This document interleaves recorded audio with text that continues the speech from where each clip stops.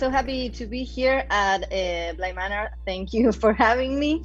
Victoria and Oliver, thank you because you visited us here in Buenos Aires a few years ago, and you visited Sensacional Éxito, our show. I recognized you so clearly. I was like, I know this woman.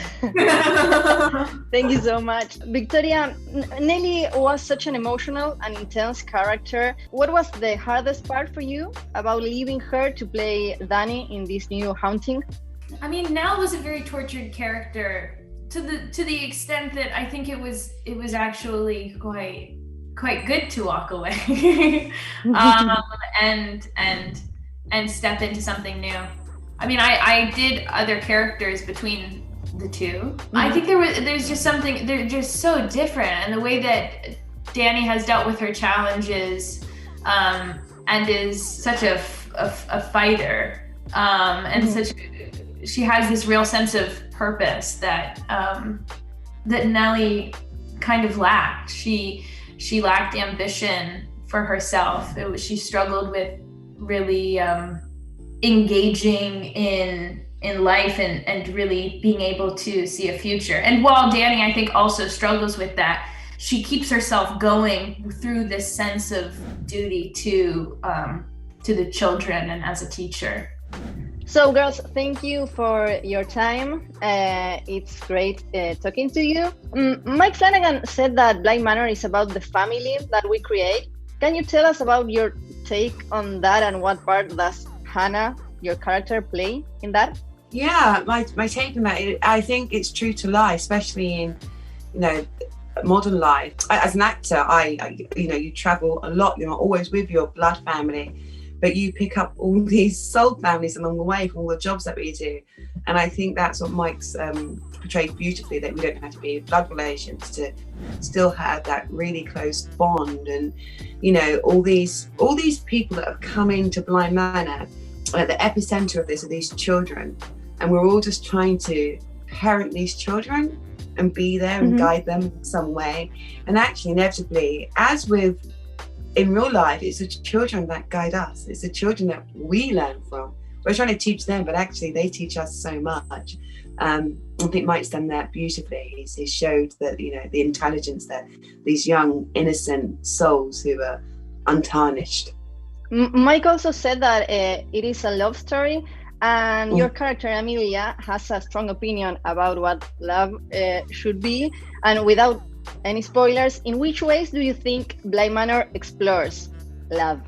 I think it certainly challenges Jamie's view of love.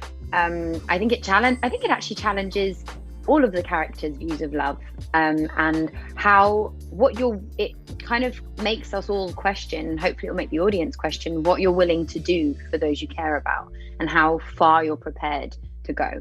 What he does so well is balancing those stakes, the stakes that you are able to get to when love is involved, and when you put your heart into something, that elevates things so much. And then adding along with the kind of the horror aspects of it, like they just complement each other so well. I think it really makes us all question a lot about love.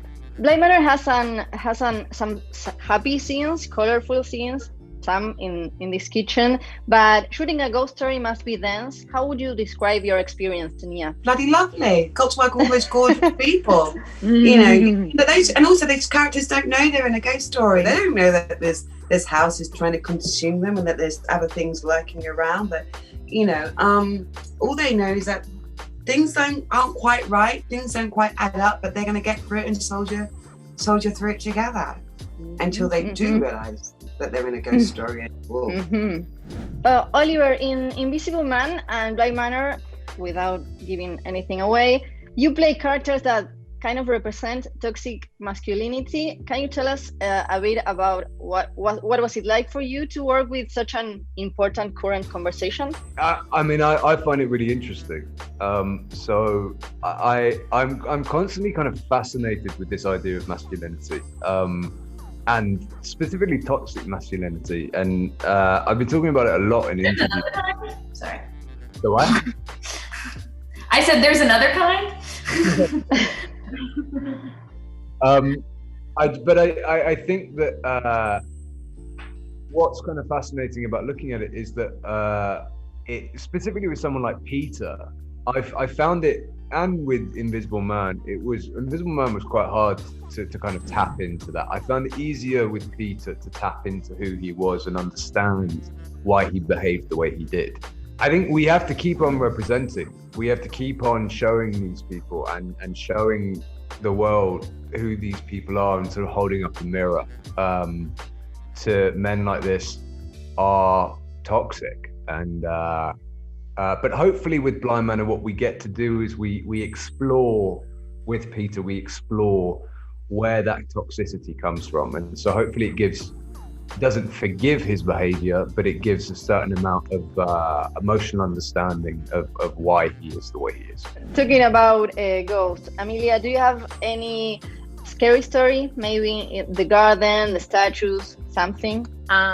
More the kind of the Easter eggs that you'll find as you're watching, but the yeah, us not knowing where those Easter eggs were hidden, and then being on your way to the toilet really casually as Amelia, oh my God, not as Jamie, and then turning a corner and then being like, Jesus, whoa, dude, why? And they like blend really well into the wall, intentionally, obviously, but yeah, without knowing where they were, there was a few jump scares, real ones, during the day. You're a father figure in both seasons, and also kind of on Dr. Sleep, on Cheryl's Game, Father Tom on Wishy, Origin of Evil. All your projects with Mike Flanagan, what about that? You might have to ask Mike Flanagan, but or maybe I'm just at the age where I'm playing dads now. It's one of the two things. Thank you guys so much. Bye. Thanks. Thank you. Thank you. Nice to see you again. Lovely. Thank you. Bye. Bye.